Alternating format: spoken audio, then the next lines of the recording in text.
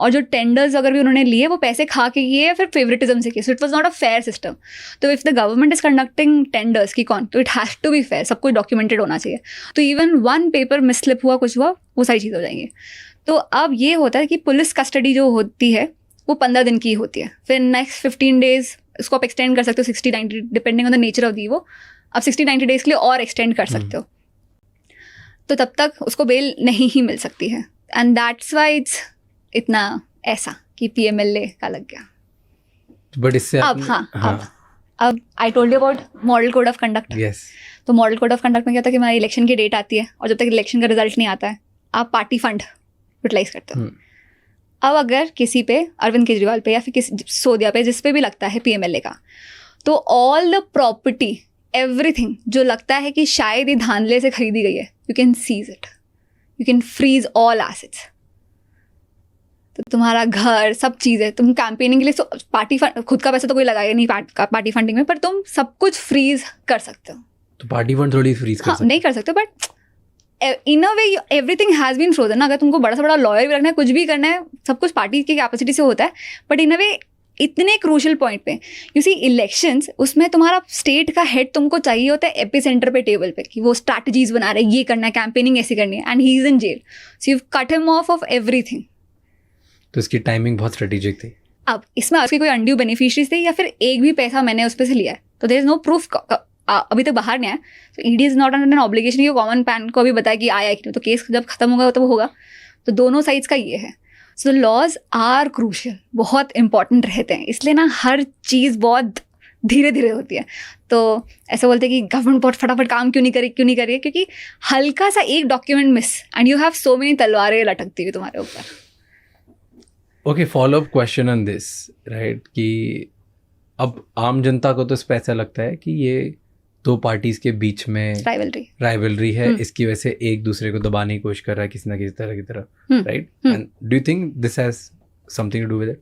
So I think when you think of politics, your first picture comes is of competition. हाँ, ये competition ने करवाया है. और यार ये जो अभी हो रहा है ये कुछ भी नहीं है. इससे पहले की इंडिया की पॉलिटिकल हिस्ट्री तुम देखो, बूथ कैप्चरिंग हो रही है, प्राइम मिनिस्टर को सजा हो रही है, सब कुछ हो रही है. अपन तो और माहिर खिलाड़ियों को देख चुके हैं. तो people should be aware, people in position should be aware of things like this to be happen. Politics is a chess game. आपको पता होना चाहिए अगर क्रूशल टाइम आ रहा है तो how to use laws in your favour. If you've been summoned, you go and answer it. You don't dodge it. Interesting. Okay, coming back to electoral bond. Electoral bond. क्या है case ये?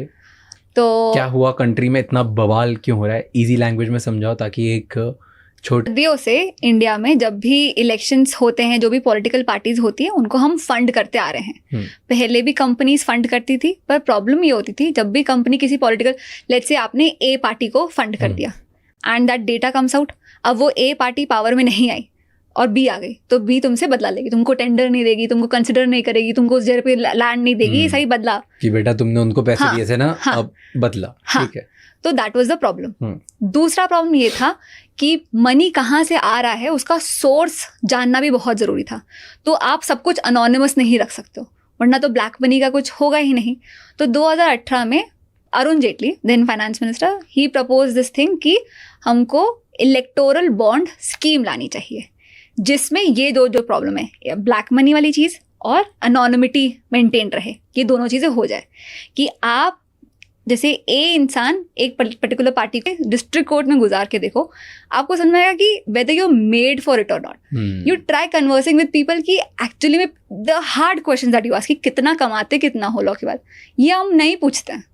मैंने नहीं पूछा था, मुझे 5th ईयर तक नहीं पता था कि मुझे क्या करना है. ये पता था कि क्या नहीं करना है, पर क्या करना है मेरे को नहीं पता था. तो don't be like me, have a lot of patience. आप रिसर्च जिंदगी भर कर सकते हो कि नहीं, that is one question you should ask your self.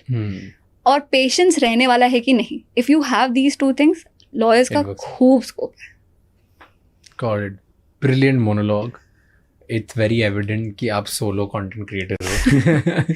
मुझे ऐसा था कि मैं लीगल एजुकेशन और टीचिंग के लिए बहुत पैशनेट हूँ, because 6 years I did 5 years graduation, 1 year of PG, and legal education and teaching is all that has given me validation. So I am very passionate about it.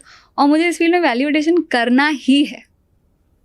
You are doing great job. मेरे को तो इतने सारे laws और चीज़ों के बारे में पता ही आपके चैनल से चलता है. That's why I was interested to call you here. बहुत सारी चीज़ें जो मुझे कभी पता शायद चलती ही नहीं लाइफ में, I got to know because of your channel. So you are definitely adding value. Thank you. And thank you so much for coming here. Thank और you. बहुत सारी चीज़ें समझाने के लिए हमें मुझे इतना easy language में, easy way में.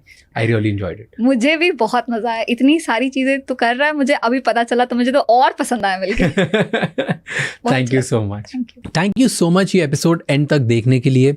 मुझे प्लीज़ कमेंट्स में फीडबैक दीजिए और बताइए कि कैसा आपको ये एपिसोड लगा, ताकि आपके कमेंट्स और फीडबैक पढ़ के मैं अगला एपिसोड और बेहतर तरीके से बना सकूं. आपके कमेंट्स मैं बहुत ज़्यादा रिगरसली पढ़ता हूं, क्योंकि उसी से हम आज तक यहाँ पहुँचे और इसी तरीके से